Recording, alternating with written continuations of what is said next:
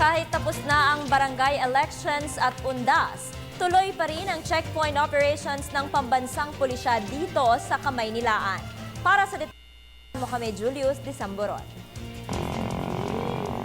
Matapos ang long weekend ditong nagdaang linggo, patuloy pa din ang isinasagawang checkpoint ng pulisya dito sa Kamaynilaan. Ayon kay MPD Station 7 Major Rogelio Gabad, generally peaceful ang naging sitwasyon sa kanyang nasasakupan. Sa ngayon, kasi continuous ang checkpoint operation natin, medyo ano na ngayon, peaceful na. Naabutan ng PTV News sa mga tauhan ng Manila Police District Station 7 na nakapwesto sa bahagi ng Tayuman, corner Abad Santos Avenue sa lungsod ng Maynila na handang magbigay seguridad at umagapay sa mga motorista. Kasabay nito ang kanilang pag-iinspeksyon sa ilang mga nagdaraan. Sa ngayon, no, untoward incident happened at this evening. Bawat motor na kanilang pinahihinto ay nahanapan nila ng mga official receipt at certificate of registration upang matiyak na hindi nakaw ang kanilang dala.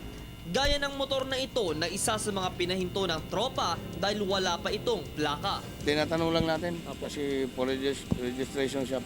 Sang-ayon naman ang mga motorista sa isinasagawang ito na mga Maganda ho yun para nababawasan yung mga running and standard na. Pero kailangan sa checkpoint para makaiwas din tayo sa mga elemento na gumagala ngayon. Kasi mayroon na hold-upper. Sa tala ng PNP, umabot na sa halos 732 katao ang lumawag sa ipinapatupad na COMELEC gun ban.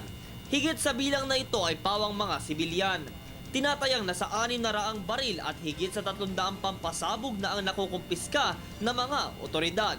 Paalala naman nila, Sa ating mga motorista, lalo na, ay magkaroon tayo ng disiplina. Tayo magdadrive na nakainom, huwag magdala na kung ano-anong mga illegal, firearms, drugs. Tuloy-tuloy nga ito nga gagawin ang checkpoint ng ating pambansang pulisya para mapanatili ang kaayusan sa ating mga kababayan. Paalala pa rin natin, sumunod po tayo sa tamang batas para manatili ang ating kapayapaan at kaayusan. Mula pa rin dito sa lungsod ng Maynila para sa Telebisyon ng Bayan, ako si Julius Disamboron.